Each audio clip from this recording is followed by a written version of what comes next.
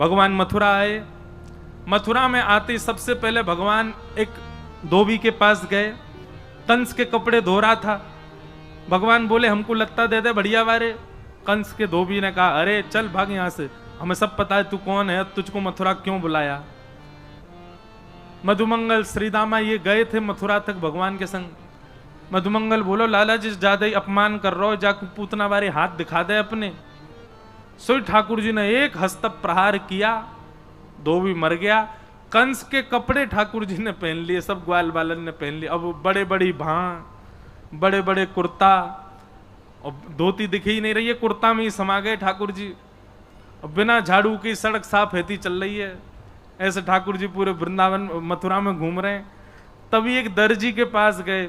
दर्जी के यहाँ जाके फिटिंग करवाई ठाकुर जी ने, कपड़ा वपड़ा सब छोटे करवाए, बढ़िया पहन कर। वो बड़ी लंबी कथा है।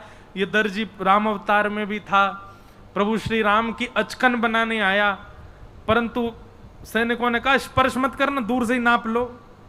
तो राम जी का दूर से ही नाप ले रहा था, तो रोने लगा। बोले ठाकुर जी छूने दो। बोले अभी मत छूवे, हम कृष्णावतार में आएंगे कृष्ण बन के, और तू तब भी दर्जी बन के आइयो, और तब हम तेरे दुकान पे आवेंगे, खूब लिपट लिपट के हमारा स्पर्श करियो। आज ठाकुर जी गए तो देखते ही समझ गया। बोले ओहो ये तो पूर्व जन्म में राम जी थे, मैं तब दर्जी था। आए वहां ने तो दुकान उकान बंद करी, ठाकुर जी को खूब स्पर्श किया, खूब ठाकुर जी की सेवा करी, सुंदर वस्त्र बनाए। एक माली के यहाँ जाके भगवान ने माला पहनी। कुब्जा सामने से आ रही, वहां से भगवान ने चंदन लगवायो, वाकु सुंदर स्वरूप धारण करवा के वृंदावन भेज दियो। कुबलिया पीड़ हाथी था कंस के सभा में, पागल था वो हाथी, उसको नशा और करा दिया। भगवान के ऊपर आक्रमण करने गया, भगवान ने सूंड पकड़ करके आकाश में घुमा के वाकु पृथ्वी में फेंक दियो, वध है गयो। एक दांत ठाकुर जी ने रखो, दूसरा दांत बलराम जी ने, दोनों भीतर प्रवेश करने लगे। तभी वहां पर धनुष रखा था। भगवान श्री कृष्ण ने धनुष उठा करके एक प्रत्यंचा, दूसरी प्रत्यंचा, जैसे ही तीसरी प्रत्यंचा चढ़ा करके खींची, बीच से धनुष भंजन हो गया। आकाश में बादल गरजने लगे, पृथ्वी डामाडोल होने लगी। कंस बोला क्या हुआ, इतनी आवाज क्यों? बोले महाराज कृष्ण आए हैं द्वार पे। महाराज कंस तो वहीं घबराने लगे। नीचे मल्ल खड़े थे, 50 सीढ़ी ऊपर बैठा था कंस। बड़े बड़े मल्लों को कहा इसको मेरे पास आने मत देना, द्वार पे ही मार दो इसको। भगवान रणभूमि में प्रवेश कर रहे हैं। मथुरा के चारों ओर लाखों नर नारी ब्रजवासी सब बैठे हैं, और श्री शुकाचार्य जी वर्णन करते हैं भगवान जब रणभूमि में प्रवेश कर रहे हैं तो मथुरा के लोगों को ठाकुर जी कैसे दिख रहे हैं। मल्लानाम अशनिर्णीनाम स्मरस स्त्रीणाम स्मरो मूर्तिमान, गोपानां स्वजनो सतां क्षितिभुजां शास्त्रा सुपित्रो शिशु, मृत्युर्भोजपतिर्विराट विदुषां तत्त्वं परम योगिनां, वृष्णीनां परदेवतेत विदितो रंगम गतः शाक्रज। जिसकी जैसी भावना ठाकुर जी वैसे दिख रहे हैं। बड़े बड़े पहलवानों को ठाकुर जी पहलवान दिख रहे हैं, छोटे बालकों को ठाकुर जी बालक दिख रहे हैं, कुमारी कन्याओं को ठाकुर जी अपने पति के रूप में दिख रहे हैं, बिना दांत वाले अम्मा बाबा को ठाकुर जी अपने नाती पोता के रूप में दिख रहे हैं, और 50 सीढ़ी ऊपर बैठे हुए कंस को ठाकुर जी अपनी मृत्यु के रूप में दिख रहे हैं। आई मेरी मौत। भगवान गए, मल्लों को प्रणाम करने लगे। जय वो सब मामा जी हैं हमारे, मथुरा में सब मामा है। मल्ल बोले आओ प्रणाम मत करो, युद्ध करो। बोले हम पे तो युद्ध करना आवे ही ना है। बोले अच्छा ये पूतना ऊतना कौन ने मारी फिर? ठाकुर जी बोले कंस से पूछो, जाने सबरी मरी मराई भेजे वहां पे, एक जिंदो नहीं आए हो, सब इसमें ही मर के आए।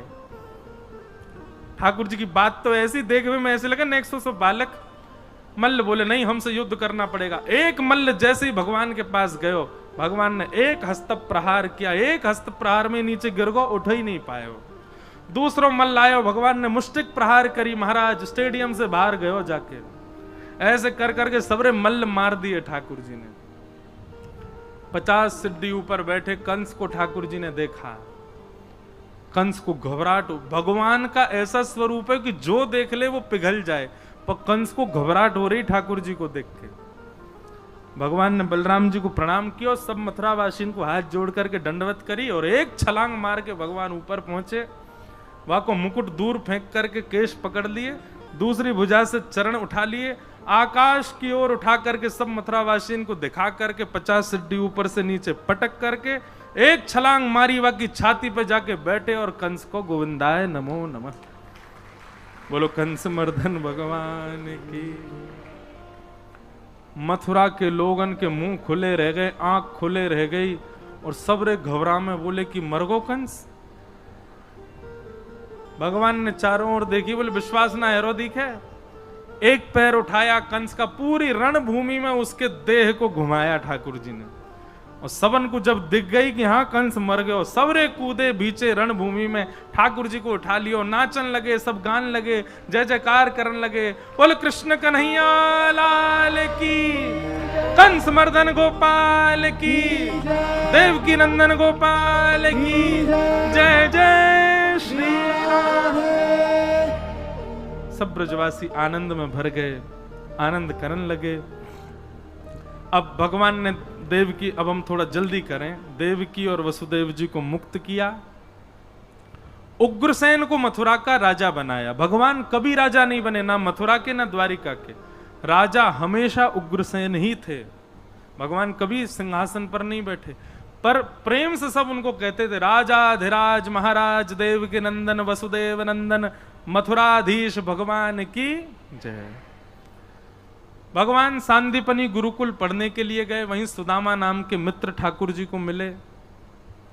लौट करके भगवान जब पुनः मथुरा आए, ब्रज की बहुत याद आई, तो भगवान ने उद्धव को वृंदावन भेजा। उद्धव शाम तक की कह के गए थे शाम को वापस आ जाऊंगा, 6 महीना में लौट के आए वृंदावन से, और प्रेम के ऐसे रंग में रंग करके आए कि आके ठाकुर जी को हाथ पकड़ो, बोले चलो मेरे संग वृंदावन, कहीं नहीं रहनो मथुरा में, वहीं रहेंगे गोपीन के बीच में, ब्रजवासीन के बीच में।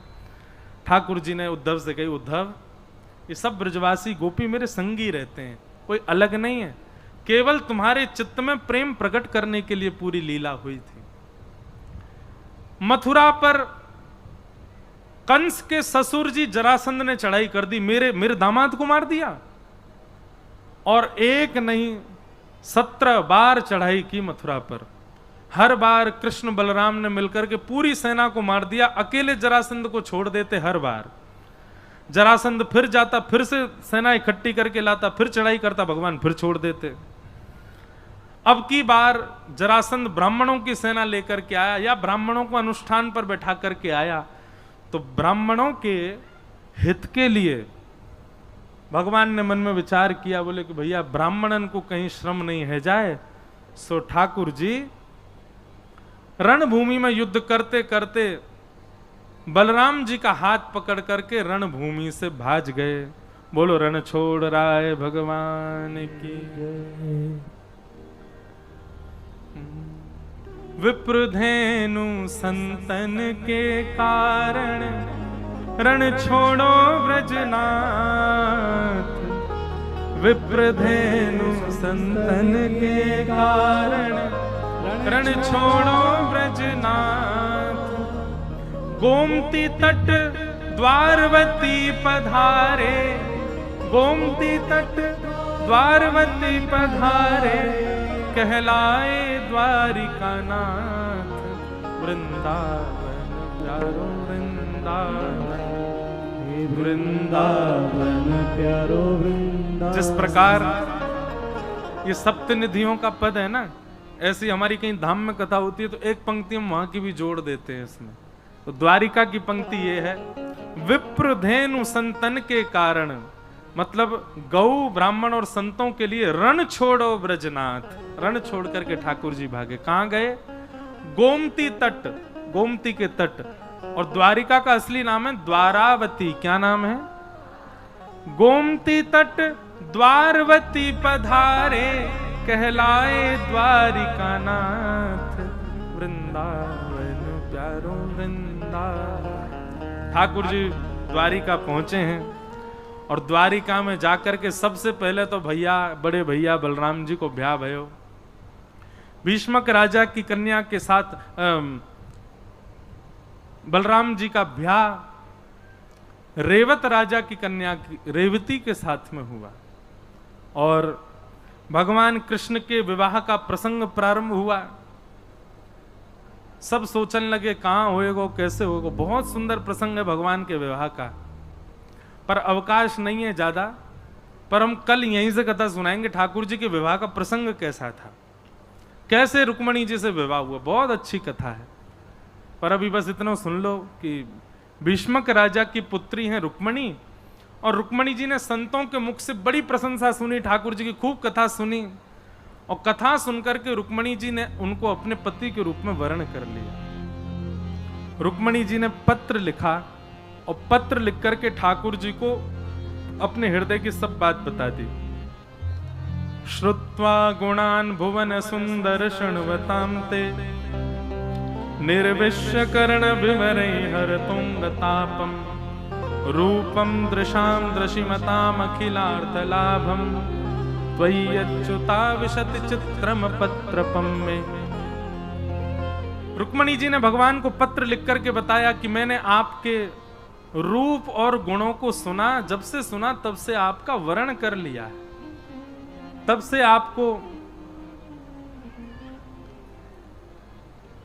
से आपको अपने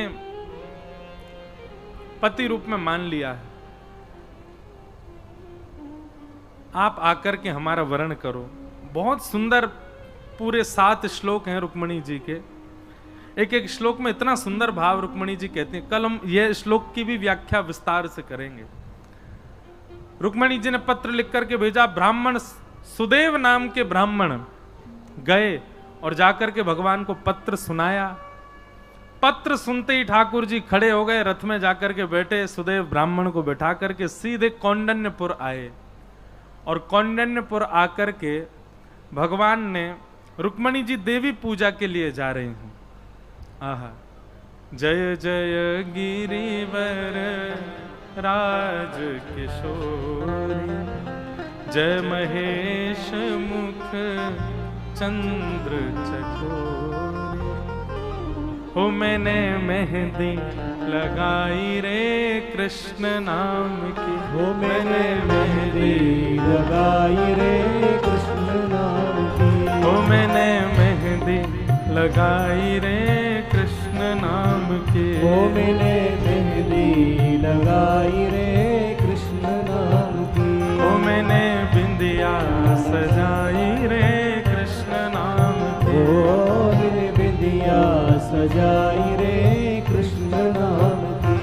मेरा जीवन है कृष्ण, मेरा जीवन है कृष्ण, हो मेरा जीवन है कृष्ण, मेरा जीवन है कृष्ण, हो मेरा जीवन है कृष्ण, मेरा जीवन है कृष्ण, हो मेरा जीवन है कृष्ण, मेरा जीवन है कृष्ण। हो मैंने बिंदिया सजाई रे कृष्ण नाम की, ओ मैंने बिंदिया सजाई रे कृष्ण नाम की, हो मैंने मेहंदी लगाई रे कृष्ण नाम की, ओ मैंने मेहंदी लगाई रे कृष्ण नाम की। मेरे नैनों में गोकुल वृंदावन, मेरे नैनों में गोकुल वृंदावन, मेरे प्राणों में मोहन मन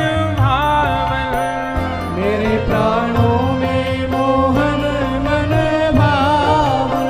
ओ मेरा जीवन है कृष्ण, मेरा जीवन है कृष्ण, ओ मेरा जीवन है कृष्ण, मेरा जीवन है कृष्ण। वो मैंने माला सजाई रे कृष्ण नाम की, ओ मैंने माला पहराई रे कृष्ण नाम की, ओ मैंने मेहंदी लगाई रे कृष्ण नाम की, ओ मैंने मेहंदी लगाई रे कृष्ण नाम की, ओ कृष्ण नाम की, हाँ कृष्ण नाम की, कृष्ण नाम की। रुक्मणी जी देवी पूजा के लिए जा रही थी। पत्र में रुक्मणी जी ने पहले ही लिख दिया था कि परसों हमारा विवाह है, कल हम रुक्मणी देवी पूजन के लिए जाएंगी, आप कल ही आकर के हमारा वर्ण कीजिए। तो तो भगवान एक ही दिना में द्वारिका से कौंडन्यपुर आ गए और जैसे ही रुक्मणी जी देवी पूजा के लिए गईं, भगवान वहीं उपस्थित हो गए। भगवान के रूप लावण्य को देख, एक तो ठाकुर जी सुंदर और ऊपर से ऐसा श्रृंगार करके गए, ऐसा श्रृंगार करके गए महाराज, जितने सैनिक रुक्मणी जी की सुरक्षा में थे सब ठाकुर जी को देखते ही रह गए। रूप माधुरी का दर्शन करके सब भूल गए हमको रुक्मणी जी की रक्षा करनी है। और ठाकुर जी बीच सैनिकों से रुक्मणी जी का हरण करके द्वारिका ले गए। रुक्मणी के भाई रुक्मी ने बीच में रोकने का प्रयास किया तो भगवान का थोड़ा सा उसके साथ युद्ध हुआ, बलराम जी ने आकर के शांत किया। रुक्मणी जी को द्वारिका ले गए। वसुदेव देवकी ने पूछा, लाला जे कौन है? ठाकुर जी बोले, मोए ना पता, इनते ही पूछो कौन है। रुक्मणी जी तो पूछी, आप कौन हो? बोले, आपके लाला हमारो हरण करके लाए हैं। वसुदेव जी बोले, लाला जे कोई मक्खन है जो तू हरण कर लायो है? कम से कम ब्याह तो डट के कर ले, सब चीज हरण करके करेगो। ठाकुर जी बोले, देखो पत्र, इनने स्वयं लिखो है पत्र में कि हमारो वर्ण करो। हमने तो इनकी इच्छा पूरी करी, अपनी इच्छा से हमने कछु ना कियो। वसुदेव जी बोले, अब इच्छा बताओ। बोले, इच्छा ये कि अब वर्ण करी लियो तो इन्हीं से ब्याह करेंगे। तो वसुदेव जी बोले, ऐसे ब्याह ना होगा, लाली वापस जाएगी कौंडन्यपुर, बढ़िया सजावट होगी, बारात लेके हम जाएंगे और ब्याह करके तब लाली को लाएंगे। भागवत जी में वर्णन है, रुक्मणी जी का पूरा परिवार राजी था ठाकुर जी से विवाह के लिए, केवल उनका भाई राजी नहीं था। क्यों?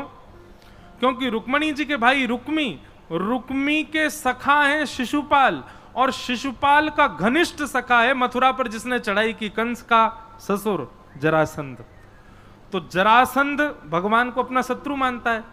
इस नाते से मेरे सखा के शत्रु हैं कृष्ण, इस नाते से रुक्मी भगवान को शत्रु मानता था। और शिशुपाल जो है रुक्मी का सखा शिशुपाल, ये भगवान की बुआ का बेटा है। इससे रुक्मणी जी का विवाह पक्का हो गया था, पर भगवान पहले ही हरण करके ले गए। तो वो वैसे ही बहुत गुस्सा में बैठा था, ठाकुर जी से बड़ी शत्रुता मान ली उसने। लेकिन घर के लोगों ने कहा, एक व्यक्ति के नाराज होने से ब्याह नहीं रुकेगा, ब्याह तो होगा। और महाराज पूरे कौंडन्यपुर को सजाया गया। ठाकुर जी द्वारिका से बारात लेकर के आए और दुल्हा बनकर के जब लाल जी पधारे, आहा, एक तो इतने सुंदर, ऊपर से दुल्हा और बने आए। कौंडन्यपुर की सब गोपियां ठाकुर जी को गारी देवे के लिए खड़ी भई, जमाई को गारी दे में। जैसे दुल्हा आए सब कहने लगी, मुकुट धर सांवरे रे लाला। अच्छा, इतनी जल्दी? खड़े रहो वहीं पर, अभी ब्याह नहीं होगा जब तक हमारी इच्छा नहीं। काय को आ गए? खड़े रहो वहीं पर। कह रहे हैं ठीक है। कैसे बोले लाला। रुक्मणी जी क्या प्रतीक्षा कर रही है? ये देखो, ये आनंद है अपनों, छोटी छोटी दो लाली कृष्ण रुक्मणी बनी है। जैसे ही ठाकुर जी आए तो सब गारी देने लगी। कहा गारी दे रही हैं? मुकुट धर सांवरे रे लाला, दोए बापन के जाए। ओहो, इनके दो दो पापा जी हैं। एक द्वारिका में बसे रे लाला, दूजे गोकुल राय, मुकुट धर सांवरे रे लाला, दोए बापन के जाए। महाराज जैसे ही गारी देने लगी, ठाकुर जी अब तक तो नीची नजर करके बैठे। जैसे ही ठाकुर जी ने कटाक्ष ऊपर करके उन गोपीन को देखो जो गारी दे रही, सबरीन की जीभ कट गई, दांतन के नीचे आ गई ठाकुर जी को रूप देखते ही। और ठाकुर जी को गारी देनो भूल गई सबरी, भीष्मक राजा को गारी देने लगी, रुक्मणी जी के पिताजी को गारी देने लगी। ऐसी ठाकुर जी की अद्भुत छटा। सब लोग नाच रहे हैं, गा रहे हैं, सब लोग सांवरिया बोलियो मेरे पीछे हैं। हो मोहे प्यारो लागे सावरिया। अच्छा देखो, ऐसी बारात देखी आपने? अकेलो दुल्हा है और एक भिंडला सखी संग में। भाव से दोनों भुजा उठा के गाओ, सांवरिया बोलियो। मोहे प्यारो लागे सावरिया, मोहे प्यारो लागे सावरिया, आज दुल्हा बने हैं सावरिया, ओ बड़े सुंदर सजे हैं सावरिया, ओ बड़े चोखे सजे हैं सावरिया, ओ बड़े प्यारे लगे हैं सावरिया, मोहे प्यारो लागे सावरिया, मोहे प्यारो लागे सावरिया, ओ मोहे प्यारो प्यारो लागे सावरिया, ओ ये तो द्वारिका के राजा सावरिया, ओ ब्रज के हैं ग्वाला सावरिया, ओ आज दुल्हा बने हैं सावरिया, ओ बड़े सुंदर सजे हैं सावरिया, मोहे प्यारो लागे सावरिया, ओ मोहे प्यारो लागे सावरिया, मोहे प्यारो प्यारो लागे सावरिया, ये तो वसुदेव लाला सावरिया, ओ नंद जी के हैं लाला सावरिया, ओ मथुरा के राजा सावरिया, ओ आज दुल्हा बने हैं सावरिया, मोहे प्यारो लागे सावरिया, मोहे प्यारो प्यारो लागे सावरिया, मोहे प्यारो लागे। सावरिया, अब ठाकुर जी की भैया जयमाल है रही है, झटपट करो भैया, जल्दी, समय नहीं है ज्यादा, झटपट कर दो ब्याह हैं। और पहली बरमाला रुक्मणी जी डाल दो ठाकुर जी को। हाँ, रुक्मणी जी पतो ना है कि मैं ही रुक्मणी हूं। बोलो रुक्मणी रमण भगवान की। और ठाकुर जी ने वो पहना दे रुक्मणी जी को। जय हो, बधाई हो, बधाई हो, आई हो, बधाई हो। अब देख